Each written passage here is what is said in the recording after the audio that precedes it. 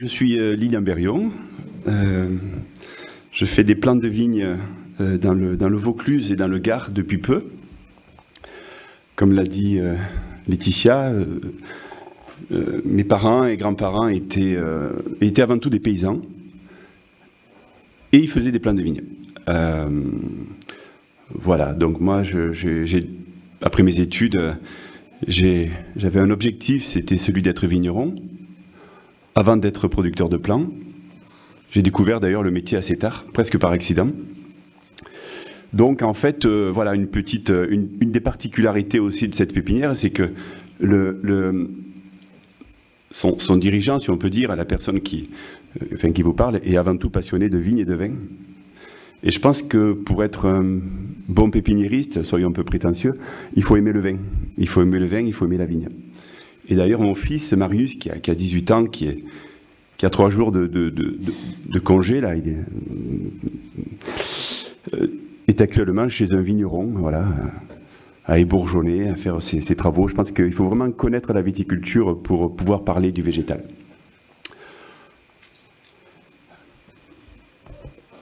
Quelques mots sur la pépinière. On produit, nous on ne parle pas en hectares, on parle en nombre de plants. On produit 2 200 000 plants. La notion de taille d'entreprise est extrêmement importante pour nous. Voilà, donc je dirais notre potentiel de production pour garantir une qualité aux alentours de 2,5 millions. Aujourd'hui, on est à 2,2 millions, ce qui est une taille d'entreprise moyenne. C'est pas une grosse boutique. Et comme dit Camille, qui est présente, qui travaille avec moi, qui s'occupe de la com, il n'y a pas de compromis. C'est-à-dire qu'aujourd'hui, chez nous, on travaille que sur du vieux végétal, on greffe tout en fente. Enfin bon, on a un regard un peu particulier, un peu en marge de la profession sur ce métier. Je vais essayer de vous présenter tout ça, mais on va surtout parler de diversité. On a 2 objectifs dans cette pépinière. Là, je vais mettre mon chrono, parce que sinon je suis incapable de tenir le... Voilà. On a deux préoccupations dans cette pépinière. La première qui consiste à livrer aux vignerons des vignes qui donneront des grands vins, pas des bons vins, des grands vins, et des vignes qui pourront vivre, espérons-le, 100 ans comme c'était le cas au siècle dernier. Parce qu'en fait, on va partir d'un état des lieux qui est pas exceptionnel, puisque on observe, nous, sur le terrain, un vignoble qui vieillit pas très bien. Quand on regarde l'état du vignoble français et européen, on a un vignoble qui est historique, qui a une centaine d'années, et qui se comporte plutôt bien, avec encore des jolies charges de raisin. Et ce vignoble-là, il est en place et il continue son bonhomme de chemin. Et puis vous avez un autre vignoble plus jeune qui, lui, est incapable de bien vieillir. On observe beaucoup de jeunes vignes qui partent très vite, qui attrapent des maladies très vite, ce qui n'est pas le cas sur les vieilles vignes. Bien sûr, elles vieillissent, il faut les arracher, mais on accepte d'arracher une vigne qui a 100 ans, c'est plus difficile d'arracher une vigne qui a 20 ans. Et d'ailleurs, c'est pas rare de voir des vignerons qui s'installent et qui peuvent planter dans une carrière 2 ou 3 fois une même parcelle de vigne. Donc on part de ce constat. Donc on est loin, hein, pour l'instant, du métier de pépiniériste. Hein. C'est plus une approche de passionné du végétal et du vin. Donc on part de ce constat et on se dit, qu'est-ce qui se passe est-ce qu'on a une part de responsabilité? Bien sûr, on a une part de responsabilité, mais pas que nous, et j'y reviendrai. Donc le constat, c'est celui-là, on sort les chiffres du plan de dépérissement. Beaucoup de flavescence dorée. C'est terrible la flavescence dorée, parce que nous, les pépiniéristes, on peut livrer aux vignerons du matériel atteint de flavescence dorée. Et ce qui risque de se passer après, c'est qu'on va être responsable de l'obligation par ces vignerons qui souvent sont en bio d'utiliser des insecticides. Donc on a une part de responsabilité. Et on voit en effet un périmètre qui n'arrête pas de s'élargir et avec une forte contamination de flavescence sur le vignoble français. Et en fait, la flavescence, elle monte. Il n'y en a pas que dans le sud, il y en a presque de partout en France aujourd'hui. Bien sûr, des gros problèmes d'esca, de maladies du bois, BDA. Le cournouet, bien sûr, on est sur des sols qui sont fatigués, qui ont supporté de la vigne pendant très longtemps. Aujourd'hui, on voit beaucoup de cournouets. Ce qui se passe, c'est qu'on a des vignobles qui vieillissent très mal et on a aussi une baisse de productivité. Donc économiquement, c'est un véritable impact. Donc on s'est posé la question, on s'est dit, tiens, est-ce que nous, on est responsables? Est-ce qu'on est les seuls fautifs? Non, certainement pas. Il y a un environnement qui est favorable à tout ça. Je vais démarrer par le végétal. Je dirais que, bien sûr, en étant passionné par le végétal et par la diversité, en l'occurrence les sélections massales, je vais parler beaucoup de sélection massale sans non plus démonter tout le travail qui a été fait sur les sélections clonales et sur les variétés résistantes. Je considère qu'il y a aujourd'hui plusieurs viticultures. Je veux dire qu'il y a deux viticultures. Une viticulture de masse que je respecte, qui doit planter peut-être en effet que sur 20 ans, et qui doit avoir des rendements parce que le modèle économique est fait comme ça. Et cela, je les encourage en effet à acheter des plants pas très chers, des jolis plants malgré tout, et puis avoir une viticulture pour tirer des prix les plus bas possibles. Et puis après, il y a une autre viticulture. Une viticulture de passionnés également, qui veut faire des bons vins ou des grands vins, et qui veut transmettre son vignoble aux générations d'après. Sauf que le modèle de la pépinière viticole, qui, entre guillemets, que j'ai présidé pendant plusieurs années, le modèle de la filière, de la pépinière viticole, il est adapté à toute une viticulture. C'est-à-dire que vous êtes producteur de plants de vignes, et vous pouvez alimenter un coopérateur, et je respecte cette viticulture de masse, vraiment, mais un même pépiniériste peut alimenter une viticulture de masse et peut aller livrer un premier grand cru classé, une propriété prestigieuse du Rhône Nord, du Rhône Sud, etc. Donc ça ne peut pas fonctionner. Pour être pépiniériste et producteur de plants et passionné, et pour avoir défendu la profession au niveau national, les entreprises ne sont pas structurées pour répondre à toute cette demande. Donc en fait c'est un nivellement, voilà. Nous on a fait un choix qui est souvent mal connu. C'est pour ça que je prends beaucoup de plaisir à intervenir. On a fait un choix, le choix d'adapter une pépinière à une viticulture. C'est très simple. Alors on peut me faire plein de procès, etc. On ne peut pas me reprocher d'adapter une pépinière pour une viticulture. Vous pouvez aller au supermarché et vous pouvez aussi aller dans les épiceries fines. Donc on se positionne plus sur l'épicerie fine que sur le supermarché. Et donc on a repensé nos pratiques pour livrer aux vignerons un végétal riche en diversité, bien évidemment,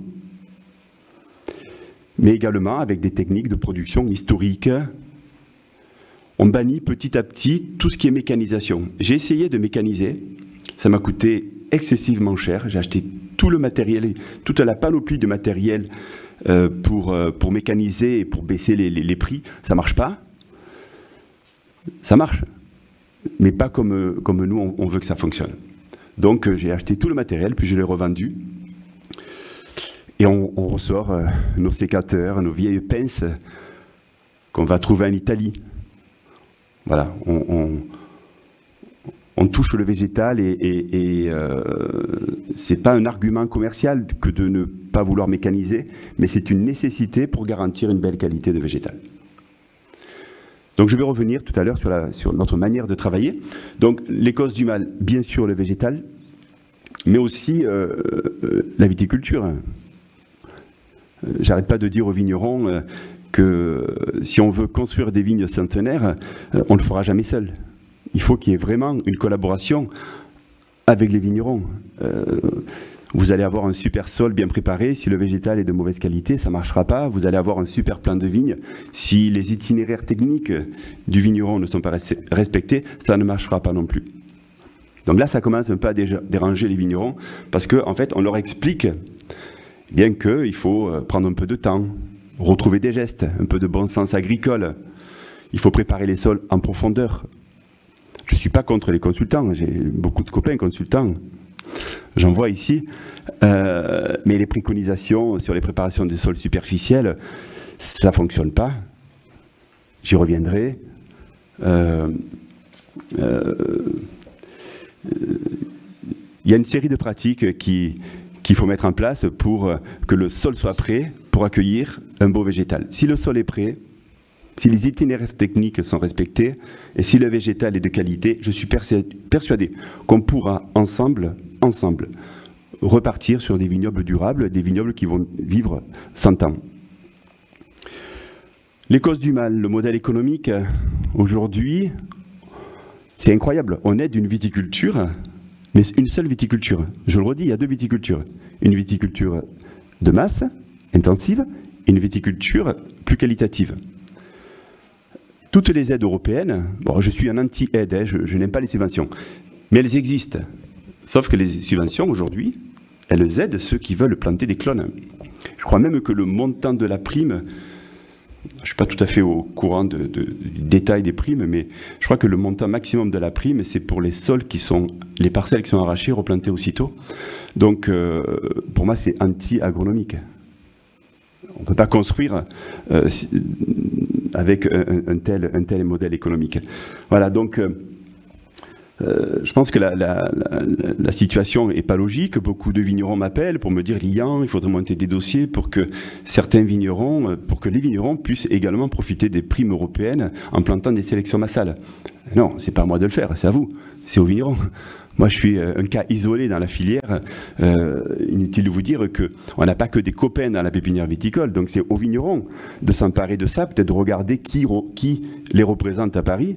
Moi, je les connais, les représentants de la viticulture à Paris. Ils ne représentent pas votre viticulture. Ils représentent une autre viticulture. Et puis, les changements climatiques. Sauf que le changement climatique, on ne peut pas lui mettre tout sur le dos. Le changement climatique et ce réchauffement qu'on vit aujourd'hui d'ailleurs, hein, en 2022, on s'attend à avoir un épisode extrêmement difficile, très chaud. Eh bien, c'est le coup de grâce. C'est le coup de grâce du vignoble mal installé. Le drame de la viticulture, pour moi, c'est des vignobles dont la qualité du système racinaire est très superficielle. Je vais parler de diversité. Je vais vous parler des cépages, mais je pense que je ferais mieux de vous parler des porte-greffes. Bon, ce n'est pas le sujet aujourd'hui, j'en parlerai un tout petit peu. Un plant de vigne, ce n'est pas qu'un cépage, c'est aussi un porte-greffe. Et quand on parle de diversité génétique, on peut avoir un peu plus de diversité génétique avec le Vitis vinifera, avec le cépage, mais il n'y en a plus aucune avec les porte-greffes. Voilà, donc je pense que la qualité du système racinaire du vignoble moderne n'est pas à la hauteur, et le climat vient mettre vraiment un coup de grâce à ce vignoble qui est incapable de bien vieillir. Alors tout ça, c'est ce que je pense, hein. Je ne dis pas que j'ai raison, mais c'est ce que je pense. Donc après, je crois qu'il y a des questions, ceux qui ne sont pas d'accord ou qui veulent échanger là-dessus, il n'y a pas de souci. Donc, pour arriver à construire des vignobles centenaires, ça passe par la diversité. Moi, je parle de diversité génétique. Alors, on m'a préparé, les scientifiques de la pépinière, des slides pour parler de... Bon, écoutez, tout ça, vous le savez. Lisez-le. Moi, je ne suis pas un scientifique, je suis un technicien. Ce qu'il faut retenir, c'est que là, voilà, on est dans le Kansas et on est sur une monoculture. Bon, c'est dramatique. Voilà. Vous en avez parlé hier, vous allez en parler encore après-midi. Ça, c'est rigolo. Parce que la Cavendish, c'est la dernière variété de banane qui est mise sur le marché, mais sur le marché intensif. Hein. Il existe encore des vieilles variétés de bananes, des petites bananes produites sur des îles. La Cavendish, c'est la seule banane que vous allez acheter à Intermarché ou au champ, enfin dans les grands magasins. Et en fait, cette variété de banane, aujourd'hui, elle est sensible à la fusariose. Donc je ne sais pas ce qui va se passer, mais bon voilà, c'est un exemple de variétés qui sont mises à mal parce que justement on a appauvri la diversité. Pareil pour les poules. Alors certains qui me connaissent disent, mais qu'est-ce qu'il fait? Il parle de bananes, des poules. Non mais je vais faire vite. Hein. C'est, voilà. Donc voilà, aujourd'hui, on a aussi ce problème sur l'animal.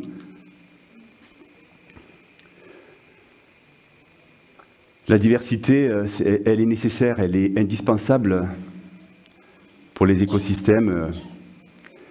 Donc voilà, je vous laisse prendre connaissance de tout ça. Vous le savez, moi je veux parler de végétal, de variétés, de vieux cépages, etc. Donc, j'y viens. Quelques chiffres qui sont pas inintéressants. La filière en France des pépiniéristes produit, donc en 2021, a produit 220 millions de plants, 219 millions de plants. Maintenant, on va parler d'érosion. Parce que le monde du vin, c'est à peu près 6000 variétés. Sachez que sur ces 220 millions de plants, 7 variétés, seulement 7 variétés, constituent 75% de ce que nous on appelle pépiniéristes, les mises en terre, nos plants de greffage. C'est-à-dire que 75% des 220 millions de plants sont produits avec seulement 7 variétés. Et là, on peut parler d'une érosion génétique intervariétale.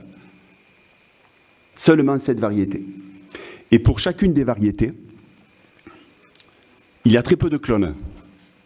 On me reprend souvent, les pépiniéristes râlent et disent « Non, mais tu racontes que des conneries. » Il y a plein de clones. Non, il y a peu de clones qui sont utilisés sur le marché. Les clones de Grenache, les clones de Syrah. Sur les catalogues, il y en a beaucoup. Mais ce qui est disponible pour la viticulture, il y en a très peu. Donc, en plus, on réduit cette diversité. Et là, on peut parler d'une érosion génétique intravariétale. Sachez également que quand on produit 220 millions, 95%, et même plus de 95% de la production est faite à partir de clones. Alors, je critique pas les clones, je l'ai fait avec beaucoup de maladresse il y a quelques années. Le clone est important, il faut quand même se dire que dans les années 70, quand la sélection clonale est arrivée, le vignoble était dans un état, en mauvais état. Il manquait de vin, il manquait de raisin, il y avait beaucoup de maladies. Donc, on a cloné aussi pour cette raison. On voulait vraiment que le vignoble soit dans un meilleur état sanitaire. Les variétés résistantes, c'est encore autre chose. Donc, nous, on a fait un choix. Le choix de la diversité. Cette passion pour le vin m'a permis de rencontrer beaucoup de vignerons. J'ai une chance incroyable. Hein. Je suis invité à des dégustations. Je sympathise avec des vignerons qui deviennent des amis et avec qui on échange vraiment en profondeur. On parle technique. Et donc on se nourrit de toutes ces infos et on essaie d'adapter sa pépinière à cette demande de la viticulture. Et quand vous avez des vignerons, certains sont présents ici, qui vous disent mais on déguste un clone de Grenache ou un clone de Syrah et on déguste une sélection massale, ça n'a rien à voir. Je sais que Jean-Louis Chat n'aime pas trop qu'on parle de lui, mais c'est un vigneron avec qui on travaille depuis très longtemps. Il arrive à déguster à l'aveugle et retrouver les clones de Syrah. Je trouve ça d'ailleurs assez grave parce que ça veut dire que si on arrive à retrouver le clone de Syrah, ça veut dire que peut-être que le végétal a pris le dessus sur le terroir. Et nous, on voudrait accompagner des vignerons qui arrivent à faire des vins de terroir. Donc je vais parler... Ah non, mais j'ai le temps. De notre manière de travailler, c'est la nôtre. Elle peut paraître excessive, elle l'est, parce que si je vais aller au bout de mes convictions, j'ai 50 ans, j'ai envie d'aller au bout de ce qu'on est capable de faire dans cette pépinière. Je crois qu'on a la légitimité pour le faire. Ça dérange beaucoup de monde parce qu'on est sur une tarification qui s'envole. Je vous expliquerai qu'un plan, c'est pas cher. C'est un sujet qui m'agace de parler du prix. Souvent, je dis aux vignerons, c'est pas le sujet. Bon, on sera peut-être obligé d'en parler un petit peu. Je vais vous expliquer un petit peu comment on travaille chez nous, mais on n'est pas des donneurs de leçons. Il y a 2 jours, on était avec des journalistes qui, au début, arrivent, descendent de Paris, donc comprennent strictement rien au végétal, et me disent mais parle-nous de ci, parle-nous de ça, etc. Je dis non, je vais te parler de ce qu'on fait, voilà. Et on a fini la journée, pas vrai Camille, à l'ombre, une journée bien arrosée. Enfin moi je travaillais donc je ne pouvais pas boire. Et franchement c'était génial. Et à la fin, ce journaliste me dit mais pourquoi tu fais ça? Parce qu'on n'est pas obligé de faire ça. On n'est pas obligé de faire tout ça. On me reproche de communiquer. C'est nécessaire, c'est indispensable de communiquer pour faire passer des messages. On n'est pas obligé de faire tout ça. On le fait parce qu'on veut créer un modèle de pépinière. On veut que demain, la viticulture, elle puisse se dire, ben nous on a une parcelle moins qualitative, on va aller acheter notre plan chez tel pépiniériste parce qu'on ne peut pas valoriser, parce que dans 20 ans on va arracher ou on va surgreffer pour changer la variété. Par contre, sur cette parcelle qualitative, celle-ci, il faut qu'on investisse. Il faut qu'on puisse la transmettre aux générations d'après. C'est mon seul message. Le seul message, retenez ça, c'est qu'aujourd'hui, quand ce journaliste me dit « mais pourquoi tu fais ça ?» ça veut dire « mais pourquoi autant de sacrifices ?» Parce que c'est des sacrifices. C'est vraiment un investissement personnel, humain, total, pour expliquer aux journalistes, à la viticulture, pour vous expliquer qu'il doit y avoir demain plusieurs modèles de pépinières. Moi, je vais aller au bout. Parce que c'est comme ça, je ne peux pas m'arrêter. J'adore faire des sommets, ben, quand on a fait un 4000, et ben après on va faire un 8000. Voilà, donc je me suis mis en tête de faire un 8000. Et la pépinière, je vais aller au bout de mes convictions, il faut que les autres pépiniéristes, ou vous disiez à votre fournisseur, attends, tu peux greffer en fente, s'il y en a un qui le fait, toi tu peux le faire. Tu peux peut-être limiter un peu la chimie. Pourquoi est-ce que tu ne traites pas à l'eau chaude, etc. Voilà, je ne vous dis pas de nous commander nos plants, on fait 2 millions de plants. Si on le ramène à l'hectare, à 5000 pieds hectares, on n'alimente même pas 200 hectares par an. Voilà, donc on ne va pas alimenter la viticulture mondiale, c'est impossible. Ce que je veux dire, c'est qu'il faut que la filière se réveille un petit peu et change ses pratiques et comprenne qu'on ne peut pas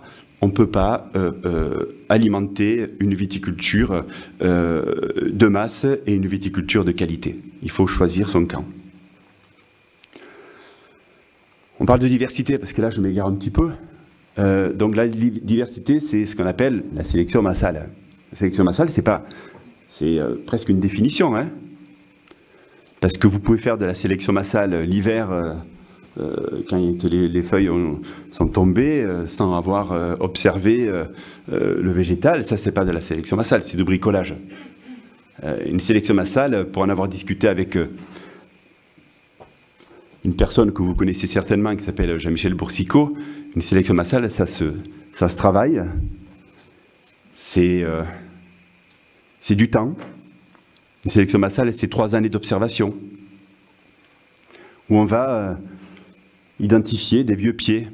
Petit rappel, le clonage, il a mon âge. Il est de la même année que moi, 1971. Il a 50 ans. C'est incroyable, je suis né à l'année du clonage et de la vigne.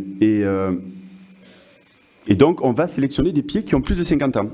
C'est pour ça qu'on peut parler de...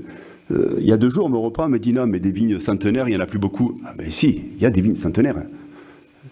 Dominique, qui travaille en Espagne, en Galice, on a la chance de sélectionner en Espagne, en Galice et dans d'autres régions, au Portugal également, des pieds qui ont largement dépassé les 100 ans et qui sont, tu peux en témoigner, qui sont dans un état exceptionnel et en pleine production. Donc il existe encore du vieux vignoble. On est quand même au cœur de Châteauneuf-du-Pape. Donc à Châteauneuf-du-Pape, rencontrer quelques vignerons là, que je connais bien, il y a des vignes centenaires. Donc on va identifier ces pieds Et Katia, Baptiste, il y a Thomas également chez nous qui exerce ce travail de sélection. On va rechercher ces vieux pieds. C'est une sélection qui est visuelle dans un premier temps. On marque les pieds, on regarde bien sûr la qualité de la récolte, l'état sanitaire, et on marque les pieds. C'est vraiment du visuel. L'année d'après, on revient sur cette même parcelle pour vérifier que tout ce qu'on avait noté sur les pieds notés soit validé. Et si ce n'est pas validé, on enlève la bague et on abandonne ce pied. Et la troisième année, on fait le même travail. On vient visiter une troisième fois les pieds qu'on avait marqués pour qu'il y ait une validation, parce qu'il peut y avoir des maladies du bois, un pied qui coule, etc. Donc voilà, on veut vraiment sécuriser la qualité de ce végétal. Et ensuite, on fait des tests sanitaires. On fait des PCR. Ça vous parle, les PCR? Et d'ailleurs, on a investi chez nous, on a investi dans un laboratoire. Moi, je suis très fier, franchement, très très fier de voir l'évolution de cette pépinière. Quand je parle comme ça, je pense toujours à mes parents et à mes grands-parents, dont un de mes grands-pères qui doit être, je pense, assez content de voir l'évolution de cette pépinière. Et j'espère que Marius et les équipes continueront ce travail après mon passage. Et donc, on a investi dans un laboratoire pour faire une série de tests, parce qu'on ne peut pas imaginer construire des vignobles centenaires sans garantie sanitaire. Voilà. Alors, certains vous diront, tu tues la diversité, tu enlèves trop de patrimoine viticole. Oui, c'est vrai. C'est vrai que sur le vieux vignoble, on estime à moins de 5% le végétal qui est sain. Je n'ai pas dit le végétal de belle qualité. J'ai dit le végétal qui est sain. Donc, ça laisse moins d'individus. Mais malgré tout, depuis qu'on a entamé ce travail de sélection massale, on a dépassé les 600 individus différents de Grenache, autant en Syrah, et puis sur les autres variétés, on est sur des centaines d'individus qu'on a sauvegardés. Donc, le patrimoine, il y en a encore. Et on n'a rien fait par rapport à tout ce qu'il est possible de faire. Donc la diversité, elle existe. À aller la sélectionner, autant le faire sur des individus qui sont dans un excellent état sanitaire. Vous vous rendez compte, génétiquement. Enfin, il faut venir. Souvent, d'ailleurs, il y a des vignerons qui viennent avec nous pour voir ce travail de sélection. Vous allez sélectionner des pieds de Grenache. Un vieux gobelet de Grenache. Un vieux Grenache, un gobelet. Centenaire. Dans un environnement difficile, parce qu'il y a des maladies du bois, parce qu'il y a des viroses, etc. Il y a le réchauffement climatique.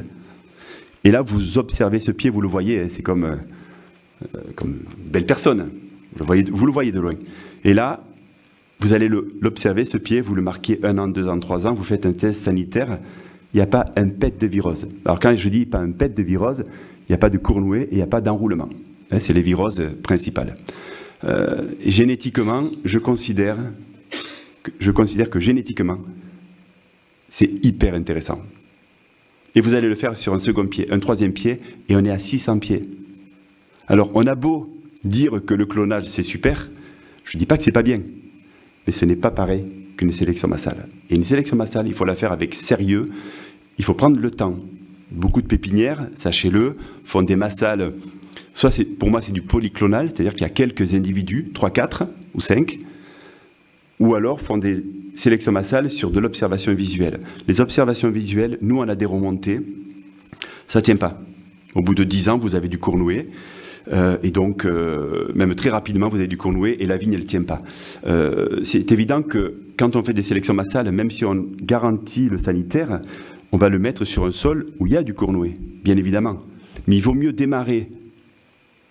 Il vaut mieux qu'on démarre donc l'implantation d'une vigne qui est dans un état sanitaire irréprochable. Si déjà on plante un plant qui est malade dans un environnement qui est pas évident, voilà, on ne peut pas parler de pérennité.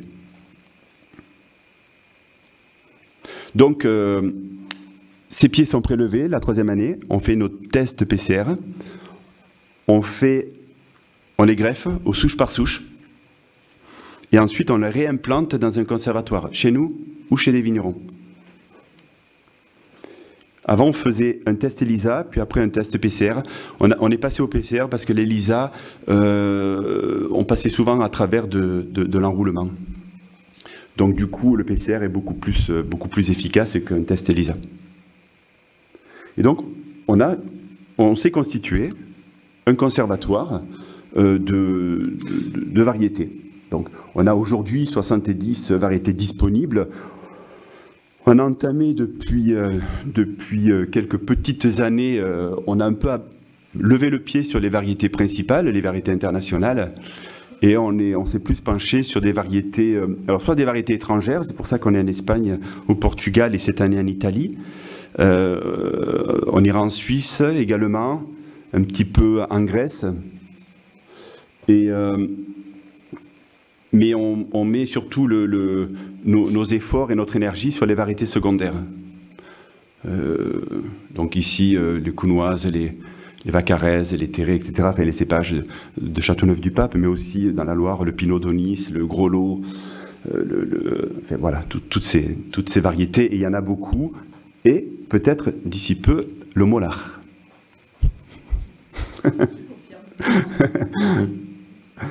Et on a un vignoble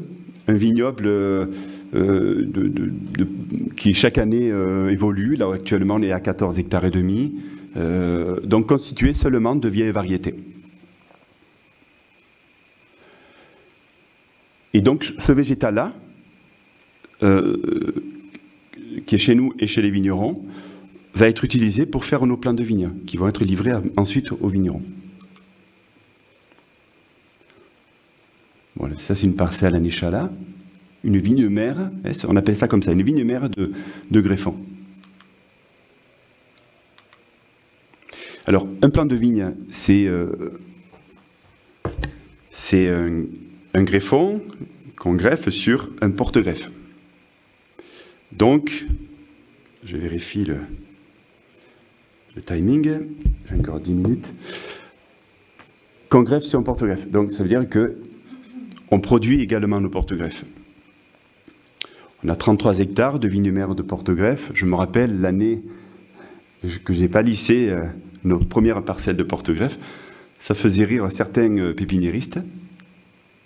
Aujourd'hui, on a 33 hectares palissés sur 23 variétés. Je crois qu'il y a une trentaine de variétés de porte-greffe. Un peu moins. Camille, tu le sais? Moi, je devrais le savoir, mais 33. On en a 23. Et l'objectif est de maîtriser sa matière première. Comment on peut imaginer promettre aux vignerons un végétal de qualité si on ne produit pas sa matière première? C'est la raison pour laquelle on recherche l'autonomie, c'était marqué tout à l'heure. On veut être autonome en greffon, en porte-greffe et aussi en terre labourable. J'y reviendrai tout à l'heure. Aujourd'hui, la filière... elle est composée de producteurs, à peu près 450 producteurs. Certains font beaucoup de plants, d'autres en font beaucoup moins. Mais il n'y a pas une seule pépinière qui existe où on produit tous ces greffons, tous ces porte-greffes. Imaginez bien qu'ils n'ont pas également leur foncier pour faire reposer les petits plants de vigne. Donc on s'est mis en tête d'être autonome. Et à partir de... Je pense qu'à partir du greffage 2023, il va y avoir un véritable changement de notre pépinière. Donc 2023, c'est le prochain greffage. Parce qu'on aura vraiment l'autonomie, c'est-à-dire qu'on aura tout notre matériel pour produire nos plants de vigne. C'est-à-dire que notre modèle va encore changer. On produira qu'avec notre végétal. Ça veut dire qu'on ne pourra pas répondre à toutes les demandes. Quand on a un potentiel de 420A, par exemple, porte-greffe 420A, ben quand on n'en aura plus de 420A, ben on arrêtera d'en greffer. Donc il va falloir qu'on explique tout ça, parce que bon, tout ça doit s'expliquer. Mais on a notre vignoble de porte-greffe qu'on a enherbé. L'équipe est composée d'agronomes, d'ingénieurs agro. Moi je le lis avec Katia et moi. Katia, donc c'est une technicienne qui bosse avec moi depuis plus de 20 ans, 25 ans, et on est des techniciens tous les deux, et donc on a voulu transformer notre discours technique en discours scientifique. Et donc on a vu arriver une génération de jeunes agros qui voilà, qui nous ont dit qu'il faut semer de l'herbe dans nos vignes mères de porte-greffe et de greffons. Donc on l'a fait. Bon, moi je l'ai enfoui, hein, je ne vous cache pas que il faut quand même qu'on... une vigne mère de porte-greffe, ça fait quand même beaucoup de bois et il ne faut vraiment pas de concurrence. Donc on a enherbé nos vignobles pendant 8 mois quand même. Et là maintenant il commence à faire très chaud. Donc on a préféré l'enfouir. Pour pas qu'il y ait trop de concurrence avec nos vignes mères de porte-greffe. On les a pas lissées. Pourquoi on les a pas lissées? Justement pour limiter la chimie, pour travailler les sols et pour ne pas désherber systématiquement son vignoble comme c'est fait aujourd'hui. Pour ceux qui ne le savent pas, historiquement, un vignoble de porte-greffe est planté ce qu'on appelle en tête de sol. Ça veut dire que c'est planté à 2,50 m généralement, 2,50 m au carré. Et c'est désherbé parce que cette végétation qui rampe sur le sol, il ne faut pas qu'il y ait de concurrence d'herbe. Donc les sols sont désherbés, c'est vraiment la course au rendement. Nous, on n'est pas à la recherche du rendement, on est à la recherche d'une belle qualité de production. C'est pour ça qu'on les a pas lissés. Et comme on utilise également les pratiques de la biodynamie, ça nous permet de passer avec notre matériel et entre les rangs, c'est beaucoup plus facile. Alors, on utilise les pratiques de la biodynamie. À une époque, on en parlait un petit peu, j'en parle plus parce que la réglementation aujourd'hui est en train d'évoluer, mais jusqu'à aujourd'hui, elle nous imposait des insecticides qui ne sont pas des insecticides bio, même si un insecticide bio reste un insecticide. On utilise les pratiques de la biodynamie, mais on fait aussi les insecticides contre la flavescence dorée. C'est réglementaire, et donc on est obligé de les appliquer. J'espère que ça évoluera tout ça, parce que c'est traumatisant pour un passionné de voir mettre de tels produits sur son vignoble. Donc cette végétation qu'on a vue, c'est la même parcelle, on lui fait un certain nombre de pratiques, on fait pas mal de silice, un peu tard, pour la mise en réserve. Et au mois de janvier, février, on tire les bois et on en sort des porte-greffes. Donc en fait, on a la matière première pour faire un plan de vigne. Le greffon d'un côté, donc le cépage, cette diversité, et les porte-greffes issus de nos vignes mères. Arrive le mois de mars.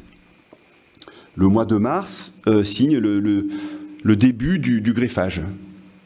On invite les vignerons à visiter le greffage, c'est très intéressant. Donc chez nous, tout est greffé en fente à l'anglaise. C'est un vieux mode de greffe, la machine date des années 50, enfin celle que nous avons. On en a des plus vieilles qui sont très difficiles d'utiliser.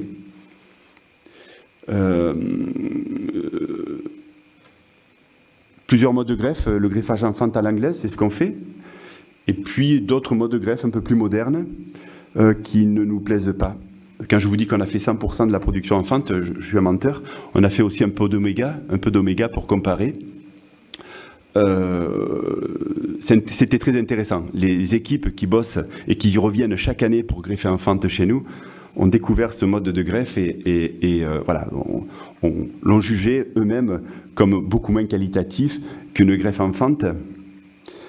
Pourquoi? Pour plein de raisons. D'abord, il faut le voir. Venez voir un greffage à l'oméga, c'est pas beau, quoi. Bon, il vaut mieux une belle greffe à l'oméga qu'une mauvaise greffe en fente, mais un greffage à l'oméga, c'est moche. C'est 12 000 greffes par jour. On va être... je vais vous donner des chiffres, ça va vous donner une indication. À l'oméga, c'est 10, 12, 15 000 greffes pour les machines les plus productives ou les collaborateurs les plus productifs, versus greffage en fente où on fait 2000 greffes par jour. Moi, je ne veux pas qu'on dépasse 2000 greffes par jour. Parce qu'une belle greffe à l'oméga, c'est vraiment... une belle greffe en fente, c'est un alignement parfait du greffon et du porte-greffe. Parce que la partie qui soude, c'est celle-ci. C'est pas celle-là. C'est celle-ci. Le cambium. Donc, il faut vraiment que les diamètres entre le greffon et le porte-greffe soient parfaits. C'est pas évident. Hein. C'est pas évident parce que vous avez des variétés, comme le Cinsault par exemple, qui fait du petit bois. Le gamay fait du petit bois. Alors, le gamay, si vous le greffez sur un 3309 qui fait également un petit bois, ça va. Mais si vous devez le greffer sur un 110 Richter ou un Opus Zulotte qui fait du gros bois, c'est plus compliqué. Donc c'est vraiment une approche qui est extrêmement différente du greffage à l'oméga, et c'est la raison pour laquelle le greffage à l'oméga est arrivé, parce que nous, on a des coûts de production avec le greffage en fente qui sont très différents. Quand vous greffez à l'oméga, 10 greffeurs sur une période, ça se calcule de 1 mois, je crois, ça suffit, alors que nous... on a fini de greffer la semaine dernière nos 2 200 000 plants et on était 26 greffeurs. Voilà. Mais je vous dis, la greffe est différente. Et puis, il y a quelque chose aussi qui est très intéressant, c'est que, vous savez, on a parlé de la diversité génétique sur les cépages. Il n'y en a pas sur les porte-greffes. Le porte-greffe a été cloné dans les années 90, fin 80, début 90. Je vous dis, moi j'ai la chance d'être issu de la paysannerie, j'aime beaucoup ce terme, j'ai beaucoup travaillé avec mon père quand j'étais plus jeune, et mon père produisait des plants avec un végétal qui n'était pas cloné. Les porte-greffes, dans les années 70-80, n'étaient pas clonés. Il y avait une population d'individus. C'était presque une sélection massale de porte-greffes. Et ça a été arraché dans les années 90. Pour des raisons, on va dire, sanitaires. Ce qui est sûr, c'est que précédemment, il y avait eu le clonage des variétés, des cépages, et on a voulu cloner les porte-greffes. Je vais pas dire que ça rapporte des royalties, etc. Je dis que c'était comme ça. On a voulu, après le clonage des variétés, cloner les porte-greffes. On va prendre le cas du 161-49, porte-greffe qui a fait la richesse des propriétés bourguignonnes, 161-49 qui est implanté sur les super terroirs de Rasteau, sur les argilo-calcaires. Ce porte-greffe, aujourd'hui, on ne peut plus le greffer. Il dépérit. C'est une catastrophe. Pierre, tu connais ce porte-greffe. Donc c'est vraiment un gros problème. Mais avant les années 90, quand mon père faisait des plants, souvent, quelques vignerons de Rasteau, ils me branchent, ils me disent « Mais putain, ton père, il faisait des plants, ça coûtait moins cher et ça poussait. Aujourd'hui, tu nous vends des plants, ça pousse plus. » Oui, on ne peut plus faire de plants sur 161-49 parce que je pense que la sélection clonale a été mal faite sur ce porte-greffe-là. Il doit y avoir certainement de la tylose ou un phénomène comme ça. Et aujourd'hui, les quelques petits clones qui restent en 161-49 dépérissent. Et donc, il n'y a plus un plant qui est fait avec du 161-49. Nous, on a fait, pour une propriété bourguignonne, quelques essais. On a dû greffer 200 ou 300 plants de Pinot et de Chardonnay sur 161-49. Donc, il y a vraiment... quand on parlait tout à l'heure d'érosion génétique, elle est encore plus marquée sur les porte-greffes. Encore plus marqué sur le porte-greffe. Et là, les conditions climatiques, c'est terrible parce que le réchauffement climatique, là, vraiment, impacte vraiment la qualité du vignoble de porte-greffe qui, aujourd'hui, n'est plus capable de résister à ces conditions climatiques. Alors, c'est vrai qu'il y a pas mal d'administratifs, de chercheurs ou de personnes qui travaillent dans divers organismes qui disent « Attends, ils racontent n'importe quoi ». Non, non, non. Non, moi je les invite à venir voir sur le terrain. Je suis le seul pépiniériste qui parle de ça. Il n'y a pas un autre pépiniériste qui parle du dépérissement des porte-greffes. Pourquoi? Parce qu'un pépiniériste, quand ça fait des plants, ça les achète à droite, à gauche, etc., sans savoir comment est produit le porte-greffe. Nous, on veut que ça dure longtemps, donc on les produit. Et malgré nos méthodes de production, en limitant la chimie, en les palissant, etc., on a également ces symptômes qui arrivent, et malheureusement, trop vite. Et je reviens sur le mode de greffe. Quand vous greffez à l'oméga, vous prenez votre greffon, vous prenez votre porte-greffe et vous l'assemblez. Vous ne voyez pas ce qui se passe à l'intérieur. Nous, sur 2 200 000 plants, on a retiré, malgré un premier travail de sélection plus tôt, on a retiré, au moment du greffage, 75 000 porte-greffes sur 2 200 000. On est arrivé jusqu'à 7% de porte-greffe qu'on a retiré au moment du greffage. Pourquoi? Parce qu'il était nécrosé. Je vous parle de notre matériel. Et c'est exactement la même chose avec le matériel des autres. Pourquoi je vous dis ça? Parce qu'en fait, quand vous greffez en fente, vous fendez le greffon et vous venez voir les 27 petites mains qui travaillent chez nous. tous regardent la qualité du greffon. Vous fendez le porte-greffe et tous regardent la qualité du porte-greffe, voir s'il y a des nécroses. On jette quasiment jamais de greffon. Les anciens greffeurs, il y en avait un qui était très connu à Carpentras, qui greffait en fente, parce que la fente est pour moi la plus belle des greffes. Greffeur sur place, hein, sur champ.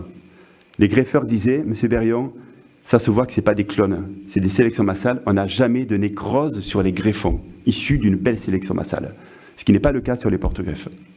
D'ailleurs, les greffeurs qui osent le dire vous diront que quand ils greffent sur des porte-greffes, il peut y avoir des nécroses sur les porte-greffes. Parce que le matériel qui vous a été livré, ou qu'on vous a livré, peut être assez rapidement nécrosé.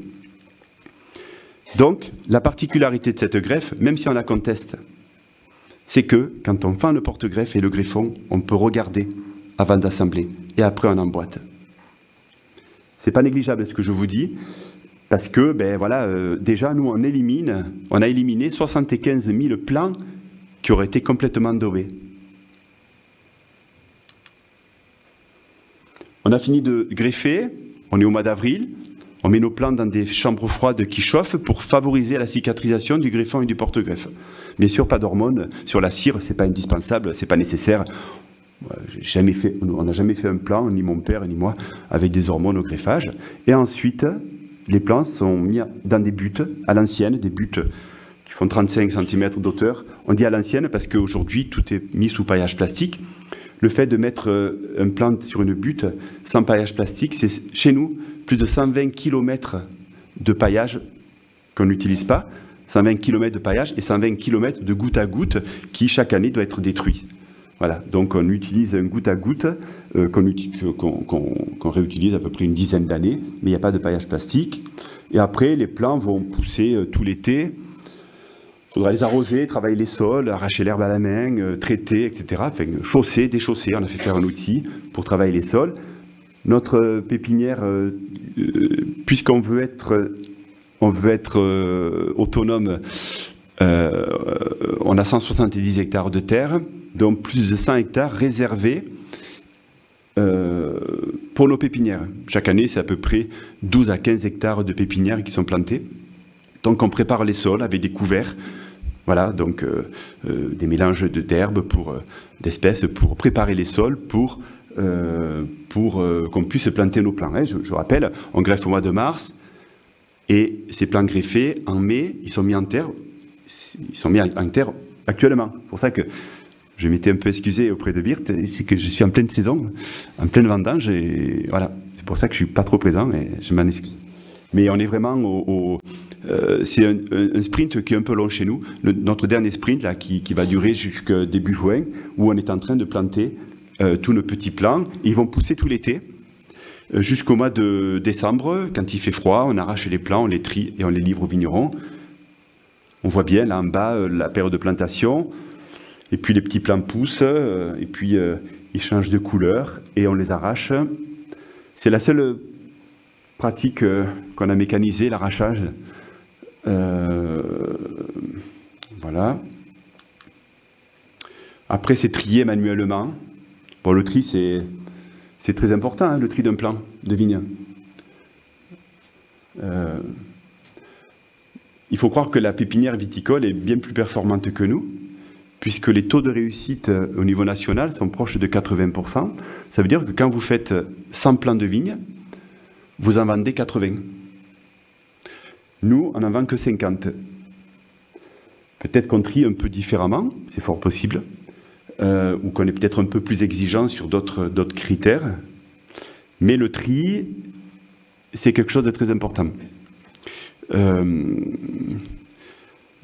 Ces derniers temps, beaucoup de vignerons ont manifesté un agacement légitime, parce que les plants qui leur étaient livrés étaient retriés de temps en temps, avec des surprises incroyables, de l'ordre de 40 à 50% de plants qui étaient rejetés. Je suis persuadé que sur les plants qu'on a livrés à des vignerons, il y en a quelques-uns qui ont dû passer, qu'on n'aurait pas dû laisser passer. Donc on se nourrit, hein, je vous dis, de toutes ces observations, toutes ces remarques.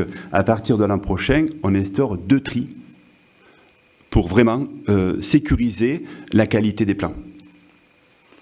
J'aimerais bien qu'on me pose une question tout à l'heure sur la qualité de la greffe. Je vous dis ça comme ça. Hein. C'est que j'ai plus beaucoup de temps, c'est ça? Voilà. Tous nos plants sont traités à l'eau chaude. Si vous voulez poser des questions sur le traitement à l'eau chaude, vous pourrez. Voilà, on a une responsabilité, nous, fournisseurs de la viticulture, c'est celle de livrer un plant de belle qualité et sans maladie, sans flavescence dorée. Nous, on a pris la décision. 2 200 000 plants, c'est pas énorme pour une boîte, mais sauf que nous, on a 2 machines pour traiter à l'eau chaude et l'intégralité de notre production est traitée à l'eau chaude. Si vous voulez nos plants, ils seront traités à l'eau chaude. Si vous ne voulez pas qu'ils soient traités, il faudra trouver un autre fournisseur de plants. On accompagne les vignerons, là on est dans la Rioja, il y a Thomas qui était là hier. Je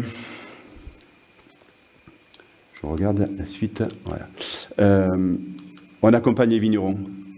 En fait, je pense que demain, notre modèle de pépinière évoluera.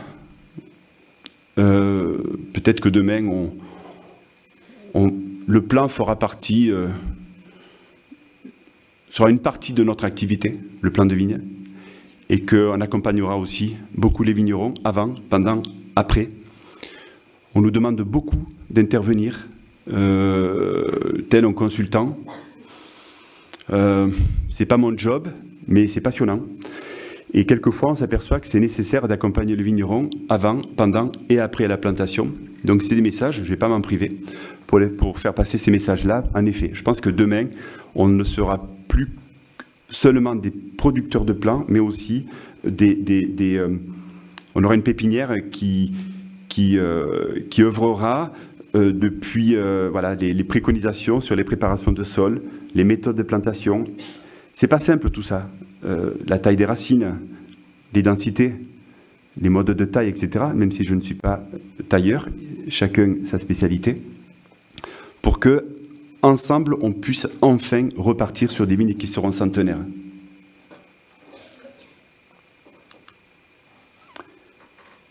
C'est terminé. Pour atteindre cet objectif ensemble, revenons sur la diversité et la sauvegarde du patrimoine viticole. Point numéro 2. Donc, continuons à sélectionner, à sauvegarder ce patrimoine viticole, véritable richesse de la viticulture européenne. Il faudra donc, comme je le dis, certainement accompagner beaucoup de propriétés pour que les préconisations soient les meilleures. Demain, on se réservera le droit de refuser de travailler avec certains parce que des sols pas préparés, ça fera pas. Voilà, des sols préparés sur 20 cm, la nature est généreuse, mais ça suffit pas. Donc voilà, nous on veut transmettre et j'aimerais bien que mon fils, peut-être mes petits-fils, diront un jour, ben ça c'est un plan qui a été fait dans les années 2000 et il est toujours en place. La qualité des vins, bien évidemment, c'est évident que voilà, on se nourrit de toutes les remontées. La sélection massale, on ne l'a pas inventée. Il y a des propriétés qui sont présentes ici, je les connais. La sélection massale, ils ne nous ont pas attendus pour en faire. Et ils ont la chance d'avoir un vignoble riche en diversité. Et ça donne des grands vins. Voilà, ça donnera des vins de meilleure qualité qu'un clone ou qu'une variété résistante. C'est évident. Et puis, il y a une approche économique. Au-delà du prix du plant, c'est quand on... Le prix du plant, c'est bien sûr, vous allez dire, il va bien.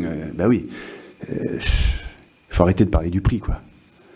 5 000 plants à 1 € et quelques, c'est le montant de la subvention européenne. Ça veut dire qu'en fait, celui qui veut planter des clones... En plus, on parle de clones, alors que l'objet, c'est de parler de diversité. La première diversité sur un vignoble, c'est les individus, c'est la population. Avant de parler des arbres et de tout le reste, c'est avant tout de peupler le vignoble avec le maximum d'individus, et pas avec un seul individu. Donc voilà, l'approche économique, elle est pour moi des fois un peu agaçante, parce que si demain on arrive à reconstruire des vignobles centenaires, mais seulement 50 ans, l'impact du prix d'un plant sur une bouteille, sur 80 ans, ça vaut entre 10 et 15 euros. Pardon, excusez-moi, 10 à 15 centimes d'euros par bouteille. calculer le chiffre d'affaires du bouchon à l'hectare. Et c'est important un bouchon. Je ne dis pas qu'il ne faut pas mettre de bouchon. Et je ne dis pas qu'il faut mettre un mauvais bouchon. Je dis qu'un bouchon, ça peut coûter jusqu'à 2 €. On m'a expliqué ça. 1,50 €, un bon bouchon. S'il y a 5000 bouteilles à l'hectare, c'est un budget. Et chaque année, c'est un budget. Et le bouchon, vous le jetez. Demain, on le recyclera. Le végétal, on le plante pour peut-être 100 ans. Donc, arrêtons de parler du prix du plant. Investissons. Investissez durablement. Parce que si vous investissez sur un végétal de mauvaise qualité, eh bien vous aurez des vignes qui vont vivre 20 ans, seulement 20 ans. Voilà. Et puis je considère aussi, avec un peu de prétention, que si on plante un clone mal fait sur un terroir, ça a une certaine valeur, le foncier a une certaine valeur. Et peut-être que demain, si on comprend qu'un végétal de qualité, avec une belle préparation, etc., eh bien c'est riche en diversité, et bien demain, peut-être que ce même foncier aura une autre valeur. Voilà, donc peut-être que au niveau de la transmission, vous serez peut-être plus fiers de transmettre ces parcelles à vos enfants parce qu'elles auront une valeur différente. Voilà, j'ai essayé de vous expliquer en 40 minutes 00 notre activité, notre manière de voir la pépinière viticole. Je ne dis pas qu'on a raison sur tout, je dis qu'au moins, on ne peut pas me reprocher de faire bouger les lignes et de faire poser des questions aux gens. Je sais qu'il y en a beaucoup qui ne sont pas d'accord sur tout. Ben, on en discutera si vous le voulez bien. Je crois que c'est terminé. Merci.